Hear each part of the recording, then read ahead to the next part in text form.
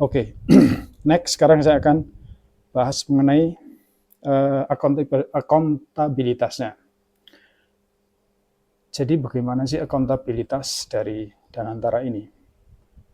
Secara kronologis atau urutannya, dari saat rencana kerja itu, Danantara harus berkonsultasi dengan DPR. Ini banyak yang orang nggak tahu.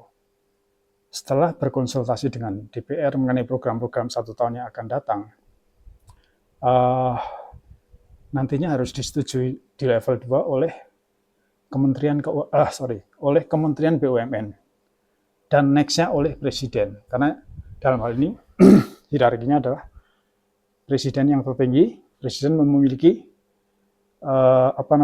badan pengawas atau dewan pengawas dan dewan penasehat. Jadi akuntabilitasnya itu di situ. Setelah di Presiden itu nanti proyek-proyek yang akan dilakukan itu akan di-review oleh yang namanya risk director. Mengenai risikonya seperti apa, kemungkinan ruginya seperti apa, kemungkinan gagalnya seperti apa, itu ada tim risk director yang akan mengecek. Tidak sampai di situ. Setelah dari risk director lolos, itu proyek itu akan naik ke yang namanya komite investasi. Di komite investasi itu akan dicek lagi apakah ini layak, apakah ini visible, apakah ini semuanya dicek. Setelah lolos dari komite investasi, next levelnya ini yang terakhir adalah naik ke investment holding dari Danantara. Nah, di situ akan terjadi review lagi, akan terjadi argumentasi dan segala macam, penilaian kembali apakah ini proyek ini layak atau tidak.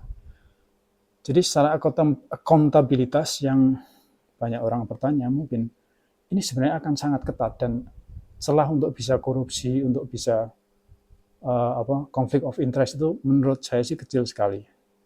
Karena di sini itu kelihatan sekali bahwa pengelolaannya itu benar-benar prudent, transparan, dan sangat ketat. Gitu. Di samping itu tadi mengenai akuntabilitasnya. Kemudian mengenai pengawasannya, itu bisa diawasi oleh Ketua BPK, dalam hal ini sebagai badan pemantauan, kemudian dimonitor oleh Ketua PPATK, Ketua BPKP, bahkan Kapolri dilibatkan, Jaksa Agung dilibatkan, KPK juga dilibatkan. Jadi overall sebenarnya picture-nya itu Danantara sebagai badan investasi atau sovereign wealth fund yang sangat besar, yang mengelola dana-dana dari dividen BUMN dan optimalisasi aset-aset yang ada, investasinya itu tidak akan sembarangan. Ada satu hierarki yang dilalui dengan sangat ketat sebelum itu menjadi satu proyek yang harus dilakukan.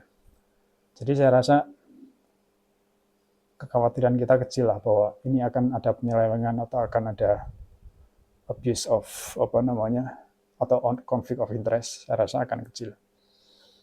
Oke teman-teman, mungkin itu dulu part 2-nya, karena kalau kita bicara Danantara itu akan view-nya atau topiknya akan sangat luas. Jadi saya bagi part 2 sampai di sini dulu.